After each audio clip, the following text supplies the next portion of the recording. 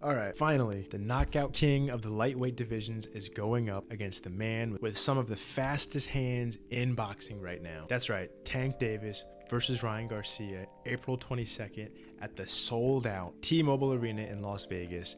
This is a true mega fight. This isn't just a huge fight.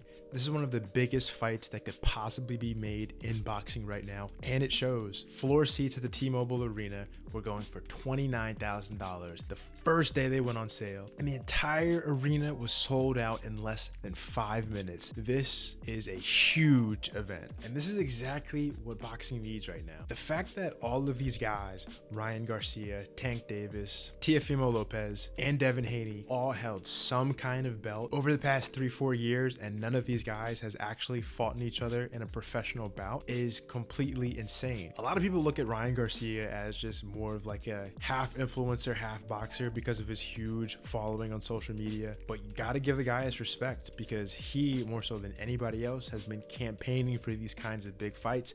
He's been calling out Tank to fight for the better part of a year. Ryan clearly wants to test himself against the best in the division, and Tank is definitely a test for him. If Ryan Garcia can get knocked down by Luke Campbell, what's gonna happen if Tank catches him? Though he was able to get back up, if Tank catches him, it's gonna be a completely different story. A lot of people are looking at this as kind of a battle between power and Tank Davis versus the speed of Ryan Garcia, but when you go through their records, Ryan Garcia has 19 knockouts of his own, and if you've watched any of Tank's fights, the way he's able to get some of these knockouts is because he's just so fast. But another major point about this fight is the size difference. You look at these guys at the press conference, it's kind of crazy to think that these guys are in the same weight class. Tank's roughly 5'5", Ryan's roughly 5'10", 5'11", and you look at the difference in wingspan. Tank's fought guys like Mario Barrios, who was bigger than him, but I think when you add in the speed and power of Ryan Garcia, this is going to be a challenge that Tank has not seen before. And while there is a pretty big size difference, these guys are going to be roughly the same size on weigh-in day, but on Gervonta's side, he's made sure to have a rehydration clause on the side of Ryan Garcia.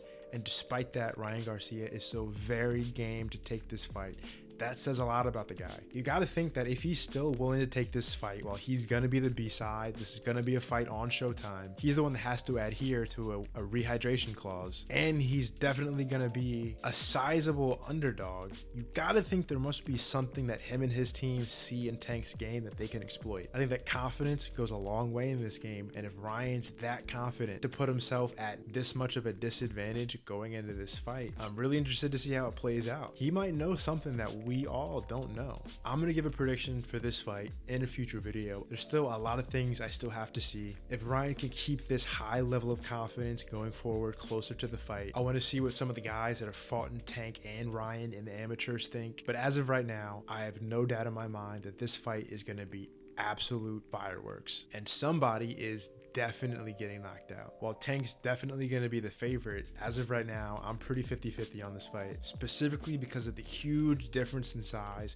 and the fact that a lot of people are seriously underrating Ryan's power. But whoever ends up winning this one is going to be the new face of boxing. And I think this fight is going to force a lot of other guys to start coming together on deals. I think that these guys are leading the charge, bringing boxing into exactly where it needs to be. We already see Devin Haney and Lomachenko looking like they're about to come to an agreement to fight soon too. So it looks like boxing, at least in the lower weight classes, is definitely moving in the right direction. Not to mention, a week after this fight, we have Usyk versus Tyson Fury for the undisputed heavyweight championship of the world. There's really no better time to be a fight fan than right now. Let me know in the comments, what do you guys think about this fight? Who do you think is going to take it? Do you think Ryan's got what it takes to hang in there with Tank and maybe take some of his power shots? And do you think Gervonta Davis can keep up with the speed and size of Ryan Garcia? Thanks for watching.